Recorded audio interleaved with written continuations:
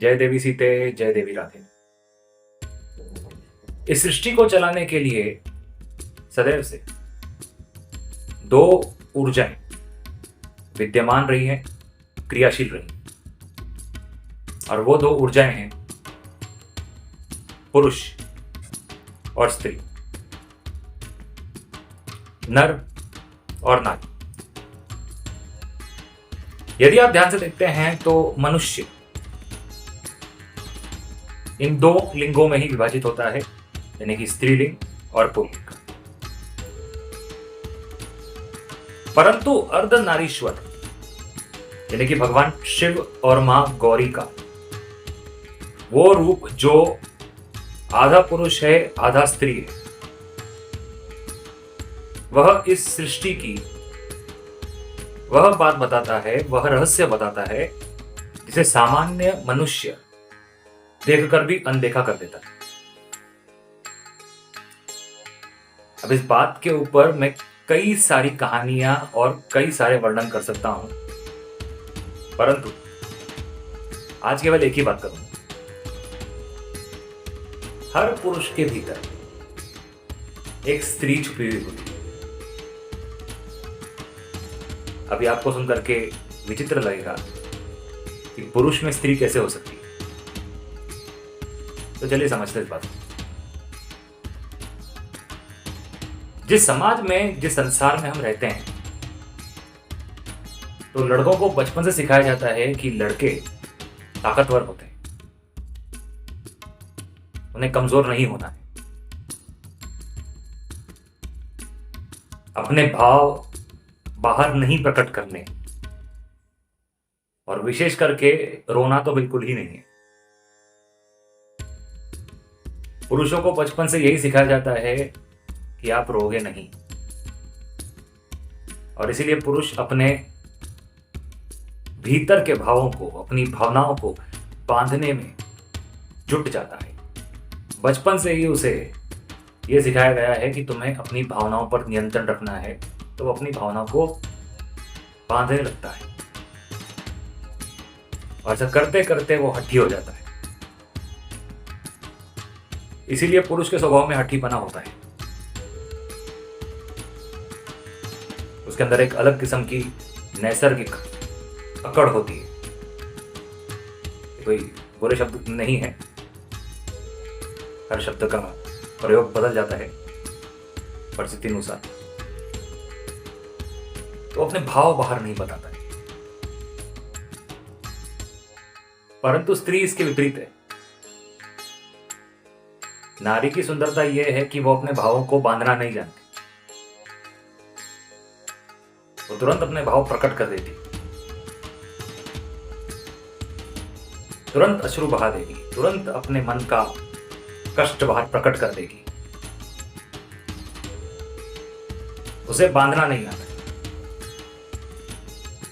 और अच्छा वो उसे सिखाया नहीं गया, वो मुक्त है। वो लड़ लेगी, झगड़ लेगी, अपनी बात बता देगी। पुरुष ये करने में सक्षम नहीं है। भाव तो पुरुष के अंदर भी वही है, परंतु वो ये करने में सक्षम नहीं है। फिर कभी एक दिन ऐसा आता है कि पुरुष उन भावनाओं के वेगों को, अंदर के भावों को संभाल नहीं पाता। कभी बात इतनी आगे बढ़ जाती है, कभी उसके जीवन में कुछ ऐसा हो जाता है कि फिर वो बांध टूट जाता है, और उस दिन उसके भीतर की वो जो नारी चेतना है वो बाहर आती है। गुड बात है। अब वो रोएगा, अपने भाव को दिखाएगा, मन की बातें बोल देगा। वो मुक्त है, बंधन टूट गए। और यही होती है वो नारी चेतन।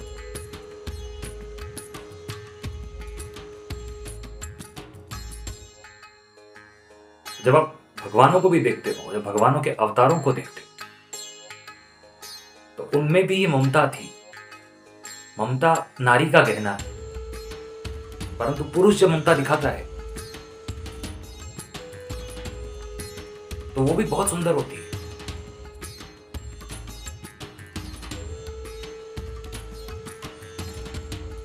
तो ऐसा क्या था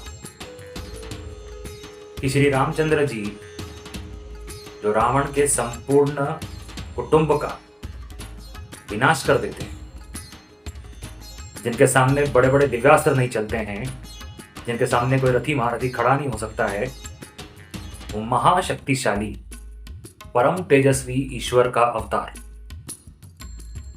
प्रभु श्री राम जब धरती पे आते हैं तो माता शबरी के झूठे बेरों को खाते हैं, मन में प्रेम लिए, मन में करुणा लिए।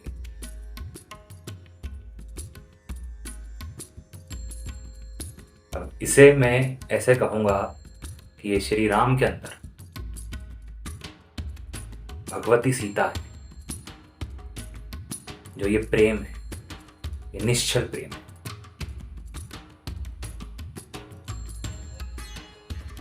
तो बंधन से रहित है, उसके नेत्रों में अश्रु है, उसने अपने भावनाओं को रोका नहीं है। और क्यों रोके? क्यों रोके?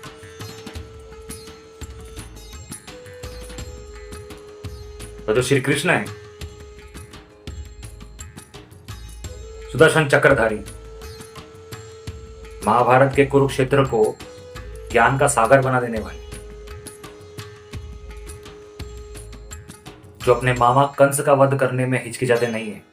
ऐसा क्या होता है कि अपने मित्र, अपने भक्त सुदामा को देख करके अश्रुओं की नदी बहा देते? परमात्मा क्यों रोते? ये मानव रूप में उनके भीतर की वो नारी चेतना है, ममता है।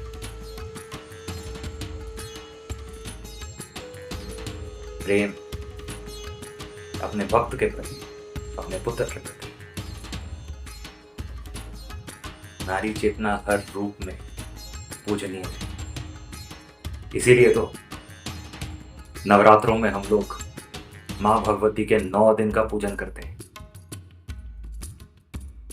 और सप्तशती में यह वर्णित है कि संसार में जो भी ऊर्जा है वो मां शक्ति ही है। तो मैं क्यों ना कहूं कि हर पुरुष के अंदर भी एक स्त्री छुपी है, एक नारी छुपी है, जो उसका वो रुख बाहर करती है, जो उसका वो रूप बाहर लाती है, जो उसके अंदर का पुरुष कभी नहीं लाना चाहेगा। सोचिएगा जरूर। जय मां शक्ति।